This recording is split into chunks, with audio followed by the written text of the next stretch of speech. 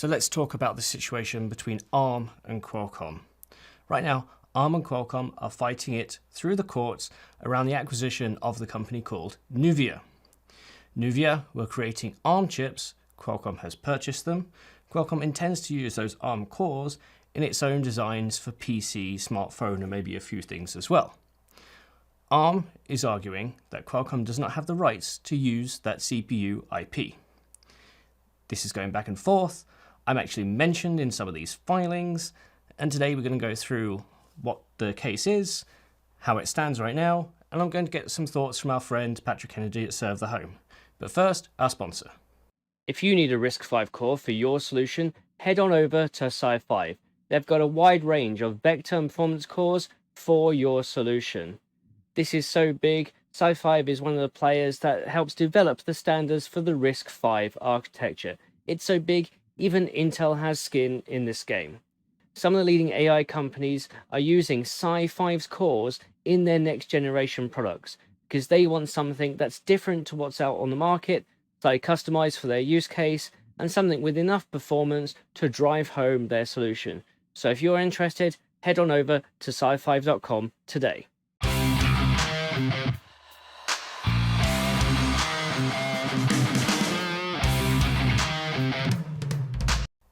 So let me start from the beginning. If you follow this channel, you may be familiar with Nuvia. Nuvia were a company founded by ex-Apple and Google employees who wanted to design a server CPU.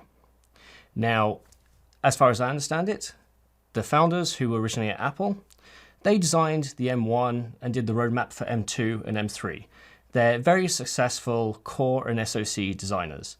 They turned around to Apple and said, we want to make a server CPU. Apple said, no, we don't play in that market. So they left the company and founded Nuvia. Nuvia went, bought an ARM architecture license for ARM v9, and then decided to create a core based around that architecture with the goal of building something ARM-based that could perform as well as x86. I mean, it's well documented how powerful the ARM M1 cores are, and also the previous A16, A15 are in the smartphone. But the goal here was to provide something competitive with x86 in the server space with the high single core performance of those CPU designs. Now, these people clearly have the pedigree in order to be able to do that, and Nuvia went along for around about a couple of years, some of that in stealth, hiring people to build this core. And they end up with a number of investors and some pretty substantial VC funding, venture capital funding, in order to go build this server CPU. They even, at one point, released a series of benchmarks showcasing what area type of performance they were aiming at. We're looking perhaps at around Geekbench single thread of about 2200, 2300 at about 5 watts.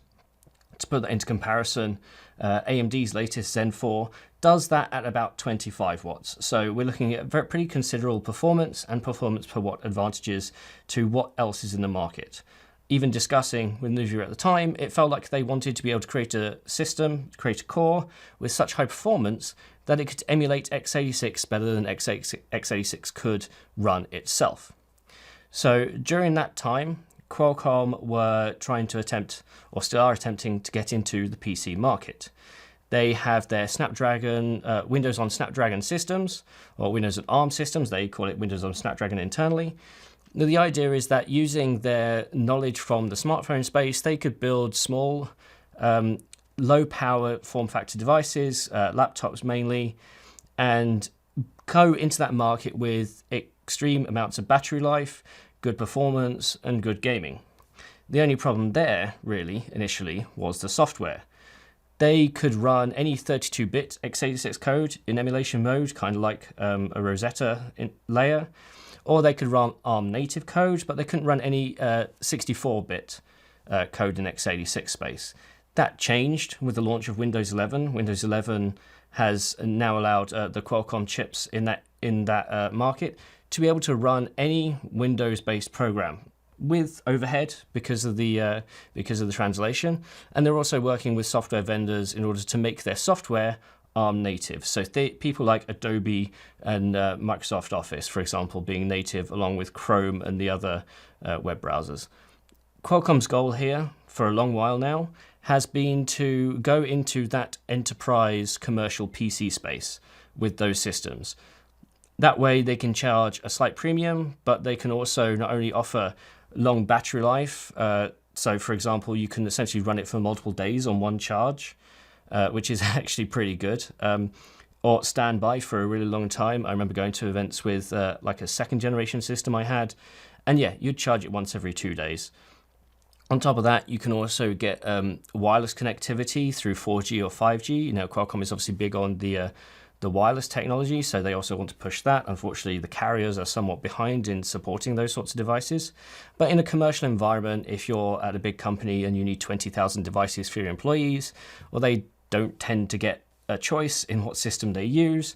And Qualcomm was coming in and saying, we can enable your employees on the road, with wireless connectivity, all-day battery life, multi-day battery life, in systems that if you're, running an office-based workload, so using Microsoft Office and a combination of the web and email and Outlook and things like that, you'll be best sorted. Kind of imagine the sort of workloads that Chromebooks are usually quite good at because they're doing everything through the web. However, now you have Microsoft Office, and now you have Adobe applications that also run in that layer. Once they got all that figured out, I interviewed Miguel Nunes from Qualcomm about the 64-bit emulation. They said the biggest issue is actually because people in the x86 that's Windows software world aren't very good at maintaining the right libraries, or they install things in the wrong place, or they end up building stuff on beta versions of libraries. That was the hardest part. It wasn't actually the machine translation of the code. Now that they've got that kind of sorted out, the biggest problem is really performance. Their latest processor is the 8CX Gen 3, which is an 8-core processor built specifically for PC. It has 4 A78s, 4 A55s, and unfortunately that core is like an ARM core but 2 years old at this point. It's not a Cortex X1, X2, or X3, and as a result, their main limiting factor in that device, or the devices they had a couple of years ago, is the raw CPU performance. They're not getting the peak performance out of basically standard ARM cores. So at the time, the head of that division, now CEO Cristiano Amon, decided we need to get a very high performance processor into our PC parts. So they went and acquired Nuvia. Now, even though Nuvia initially were designing a server chip, a server core, Qualcomm decided that we can pivot that to a PC-based core, at least initially, pair that with our Adreno graphics and our wireless solution, and have what some may consider an ARM M-series competitor. Now, don't forget, the people building this Nuvia core built the M1, know the design of the M2 and the M3, so chances are they were going to be building something that would be at least competitive on that front, adding some of Qualcomm's SoC know-how, and then the two companies combined can create a new CPU, which we've learned is now going to be called Orion. That's Oryon. Yep, it's named that way for trademark reasons. That's going to be coming out. I was hoping it would be coming out this year. It's actually coming out next year, and I expect next year's Tech Summit in December to be very focused on that Orion core. However, where we stand today is ARM is now suing Qualcomm over the use of Nuvia's IP, developed when Nuvia was just a startup and hadn't been acquired yet. And here's some of the details of the lawsuits that we know so far. So from the first filing, which is ARM filing to the court, they are stating that Qualcomm does not have the rights to use the Nuvia IP obtained in the acquisition and must destroy all copies of that IP immediately. Their reasoning here is that Qualcomm does not have the relevant license in order to use what Nuvia has developed. Now, ARM has two types of licenses called TLAs and ALAs. A TLA is a license where you license a whole core from ARM. Say like a Cortex A78 or an X1, an X2, an X3, or an A55. That TLA gives you the right to use that core when you build an SoC, and you probably pay a little bit for the license and then a little royalty every time one of those chips gets sold. Each agreement is different depending on your upfront cost versus royalty cost, depending on what markets it goes in. But the idea is that you have a TLA for each individual core that you're using, and it may even be a different TLA, different agreement, depending on which markets that core goes in. The other type of license that ARM provides is called an ALA, or an Architecture License Agreement. Now, Architecture License Agreement sounds very broad.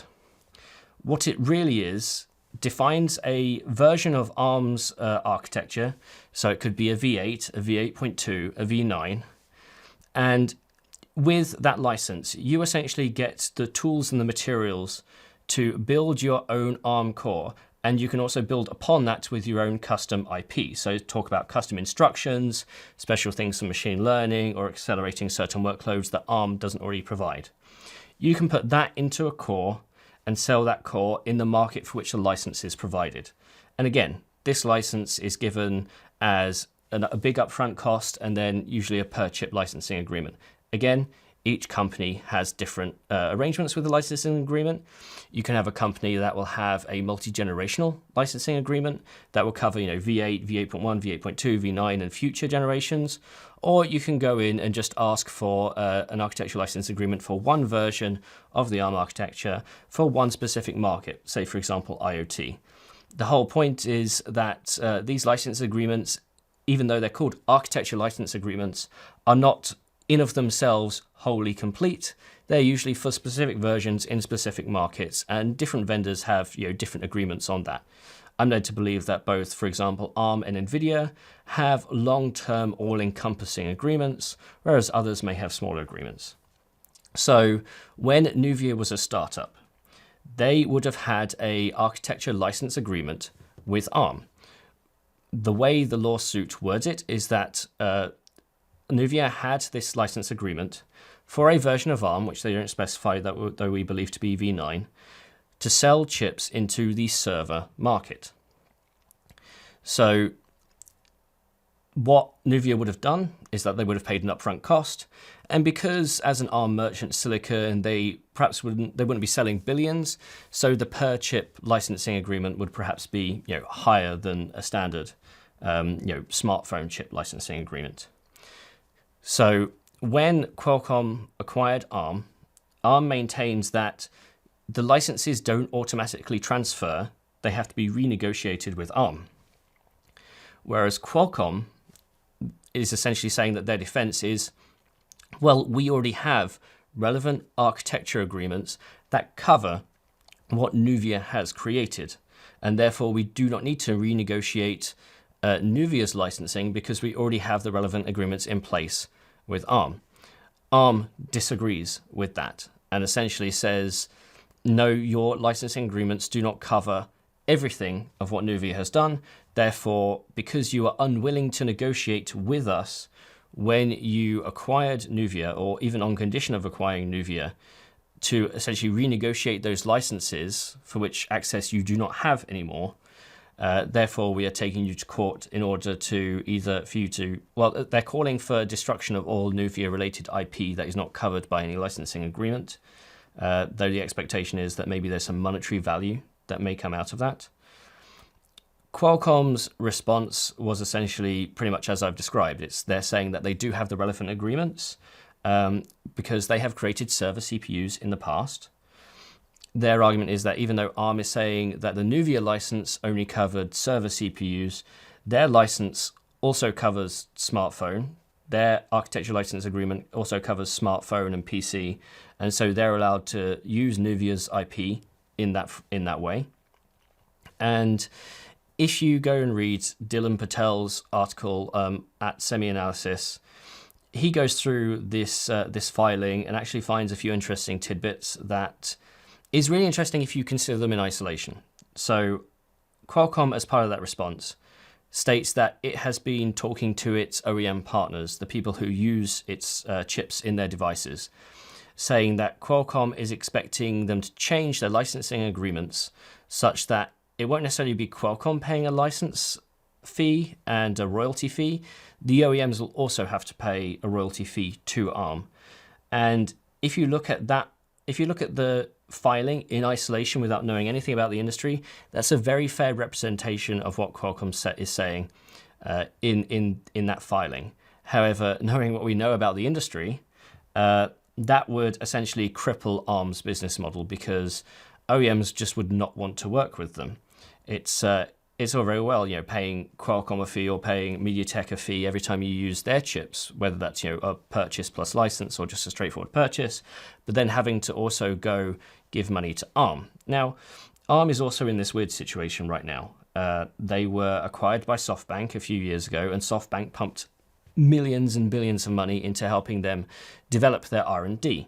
The best way I've described it, or I've heard it described, is that previously Arm had the budget to do 2 projects simultaneously, and when SoftBank came in, they could expand that to 7 projects simultaneously. The projects still take the same amount of time, but you could just do more with more money.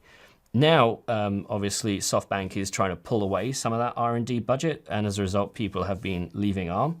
The question is, if you go back from 7 projects down to 2 projects, which 2 do you keep, and are the other 5 shelved or are they delayed, and so thus extending the timeline? So there's some argument about Arm being in that situation. They've just had a CEO change from Simon Segars to Rene Haas. They've also got new management in place, and SoftBank are looking at ways for Arm to essentially make more money. The whole idea at some point is that Arm does essentially a soft IPO, where SoftBank still retains most of the value of the company, but some of it is now available, for public trading. So Arm's in this midst of where is its business model going moving forward, given that even though it has the Cortex cores that anybody can produce, the best performing cores are coming out of some of these people with architecture license agreements, like Arm, like perhaps Nuvia, and now Qualcomm. So there's some argument here that Arm is looking for ways to generate more revenue in that agreement. So Qualcomm has essentially stated that Arm are set to change their model. Arm has filed a response to that saying, we deny that. Essentially, we deny the specific allegations Qualcomm are making. Again, Dylan Patel has a good write-up of this. It's well worth a read. Now, where do I come in where I'm mentioned in these agreements? So in the first filing and the second filing, the Arm filing and the Qualcomm filing, at one point during that filing, my interview with Alex Katuzian and Miguel Nunez, 2 very high-up people based in the compute, PC, and smartphone side, I interviewed them both at Qualcomm Tech Summit last year in December. And I asked them both, what's the situation of the integration of the Nuvia team with Qualcomm? Because we were, a year and a bit past the acquisition by that point. And, they both said that there is no Nuvia team, it's just the CPU team. They're very well integrated. They're in contact daily, getting reports, making sure that everything's on track. And Arm used this as a way of basically saying, look, the teams are integrated. You can't separate out what you've done with Nuvia now, so you just have to destroy it all. Qualcomm is basically responding to it, and that's why it's quoted again. One of the arguments here is that Qualcomm may turn around to the courts, to the arbitration, and say, well, look, we acquired Nuvia and acquired some of the IP, but what it looks like today is very different to what it looked like when we acquired it, and as a result, we are actually covered by all our licenses. There are some arguments afoot that part of the agreement with those architecture licenses is that Arm provides support. Now, Qualcomm states that Arm support, after it cancelled the Nuvia licenses and then during the acquisition, and then which led to this lawsuit, that Arm has still been supporting the design of that core even after the fact that they cancelled the licenses. However, Arm is saying that Qualcomm has signed and acknowledged an agreement that Arm's continued support is orthogonal to the license agreement, and it can't be brought up essentially in this sort of environment. So there's a lot going on here. I was asked at a recent event, is this some sort of vendetta, or is this about money? And I think if you boil it down to the minimum specification of it all, it's probably down to money. Arm is in a situation where it is looking at where its revenue is going. Qualcomm is looking around and saying, well, the Nuvia license agreement wasn't great, so we're going to apply our license agreement to the Nuvia core, which has a much lower royalty rate. And Arm is basically saying you can't do that. What this does is really interesting when it comes to how Arm IP is assigned and distributed, especially with those architecture license agreements. Now, buying IP developed on an architecture license agreement is pretty rare in the industry, but it does happen. Normally, you would acquire a company like Nuvia with elements in the contract saying that this purchase will only go through if we acquire the rights to use the IP. And it sounds like Qualcomm didn't do that, or it didn't get resolved in a reasonable time. One of Qualcomm's arguments is that ARM didn't respond within reasonable time in their negotiations. But it does somewhat poison the well for future companies to go acquire ARM IP from others by acquisition of the company. Licensing the IP, yeah, okay, there are probably provisions in the license agreements to do that. But in terms of actually outright purchasing and merging and acquiring a company that has developed ARM IP, and then to have the rigmarole of the licensing agreement still be a factor 12 months after that purchase and then going to court, that's going to get a number of companies to think exactly about where the purchase of ARM IP is going. Now, I've always maintained, and I've said on the channel as much, that I think Qualcomm's acquisition of Nuvia is very shrewd. Their priority number one with this acquisition is PC. Priority number two is PC. Priority number three is then smartphone, and then everything else is essentially later. I get the feeling, because Cristiano Amon is a very strong-headed type of guy, and I've interviewed him a few times, it's very clear that he has acquired Nuvia to fill a gap that they need in the PC, and he's really, really intent on building a PC portfolio in the space. People ask, okay, Qualcomm are building an ARM chip. Are they competing against Apple because it's ARM versus ARM? Or are they competing against Intel and AMD because it's Windows and Windows? My argument has always been they're competing against Intel and AMD because it's Windows on Windows. People typically buy laptops and PCs based on the platform first. Are you Mac or are you Windows? Only then do you decide, well, then what system do I get?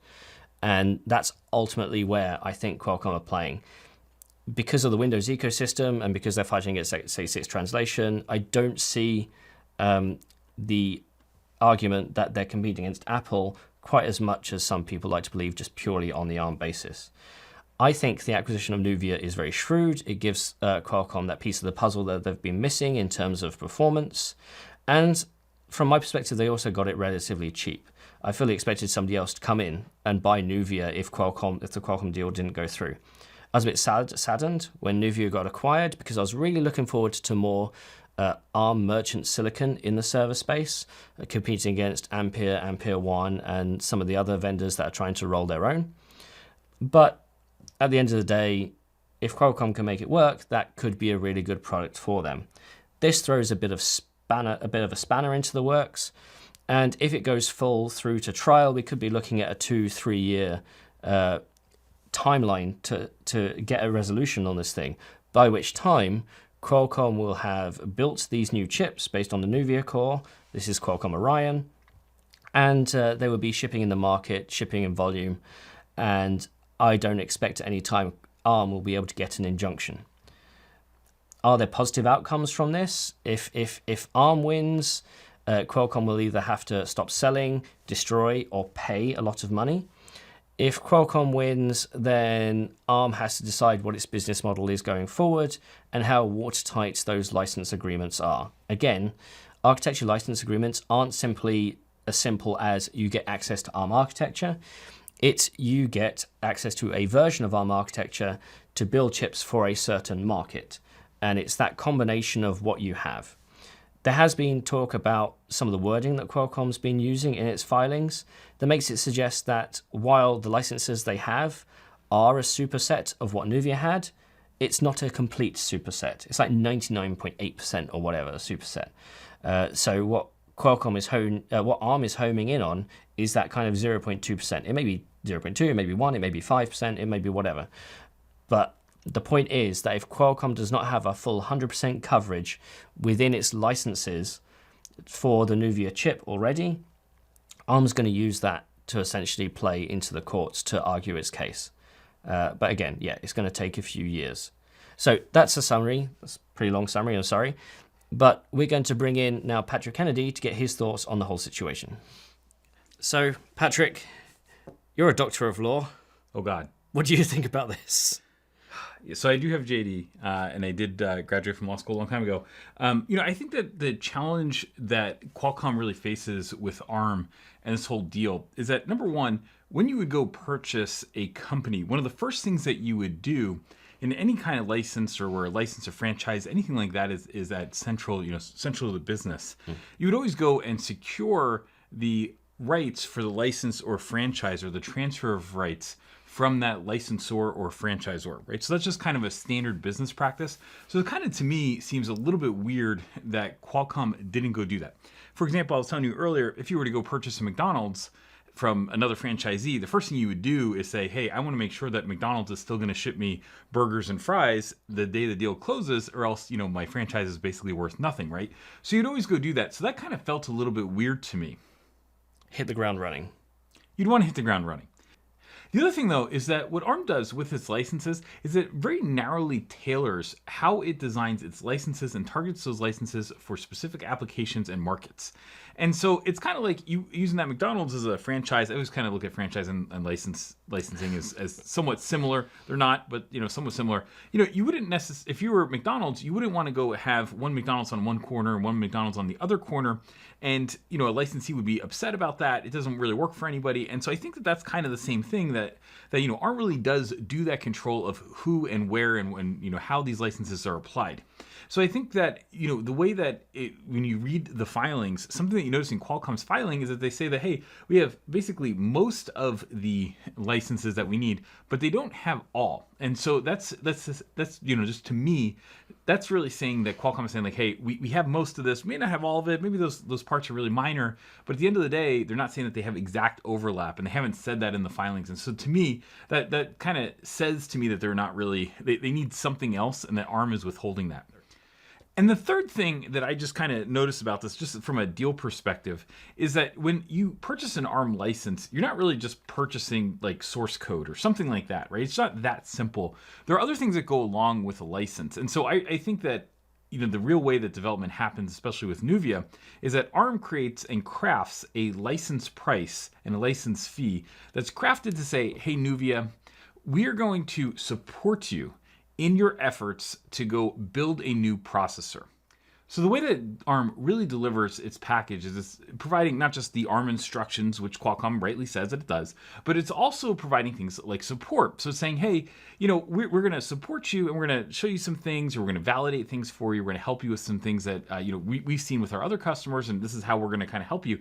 And so the product that Nuvia develops in terms of IP, I think is really a combination of both the Nuvia design, and it's probably mostly the Nuvia design, but it also has a lot of it, which is the base ARM instructions, and then it also has some of the ARM, the support, help, all that kind of stuff to actually go get a processor going. And so what that means, I feel at least, is that the Nuvia IP is not just stuff that Nuvia built, and it's not just what Nuvia built based on an instruction set. It also has to do with how ARM supported that process. And so ARM's expectation is that it's supporting the process, it's negotiated a fee with Nuvia for a specific market for the fruits of its instruction set, its support, and Nuvia's efforts to go and target a specific market.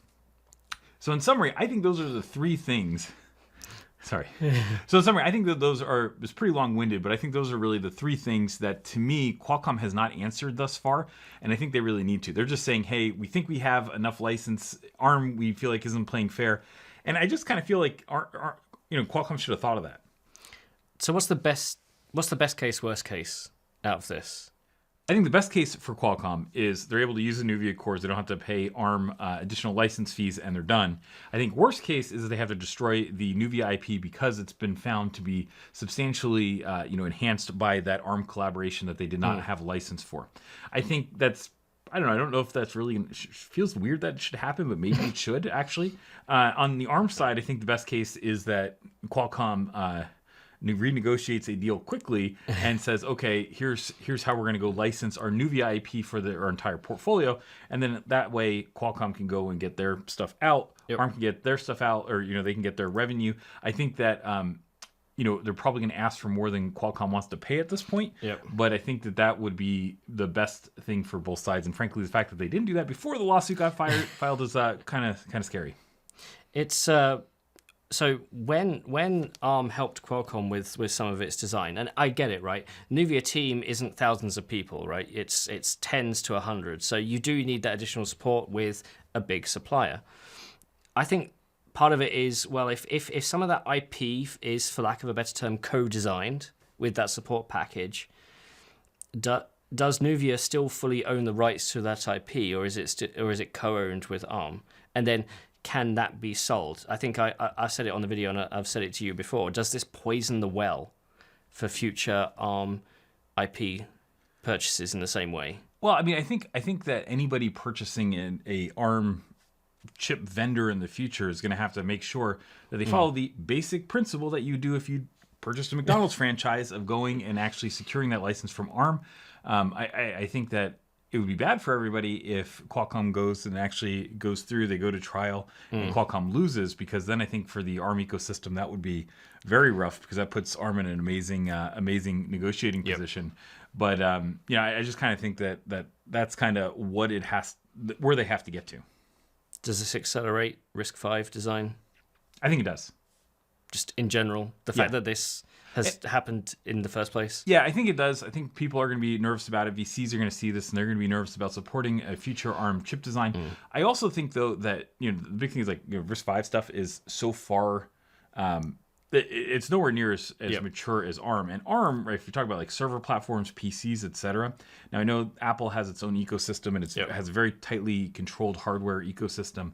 But really, I mean, at the end of the day, RISC-V is like another couple steps below in terms of maturity. And from a server and from a desktop perspective, ARM is still nowhere near where x86 is in terms of maturity. And so I just kind of think that, from a, you can't just say, like, oh, we're just going to go and develop a RISC-V thing and everything's going to work tomorrow. Like, you just don't have critical mass in the market to be able to support it. Decade away. Yeah, it's a while away. Orthogonal to all this, there is one major ARM server silicon provider in the market today, Merchant Silicon, Ampere. They're producing a new product based on a custom ARM architecture license, custom core. Their whole goal is at one point to either be A, acquired, or B, IPO. This really puts a spanner in their works. Either way, I think. Yeah, I think at some point, the Ampere folks, they're probably not excited for this at all. But on the other hand, I think that, the flip side is that when you get done with this process and you get through a process, if it does go all the way through trial and stuff, at least then you're creating new law on this particular topic, and then at least there's rules of engagement and folks understand what the playing field is. So it's, on one hand, it's kind of I think I would be nervous if I were them, just from what's my valuation. On the flip side, I think when you get to the other side, people kind of know how to look at it. So, and I also do not think that ARM wants to make a business of suing its customers. No. So hopefully this is a one-off, just in general. Yeah. Well, thank you, Patrick. Thanks for having me. And go visit Serve the Home, YouTube, website, like, subscribe, smash that bell. More content to come. And Ian too.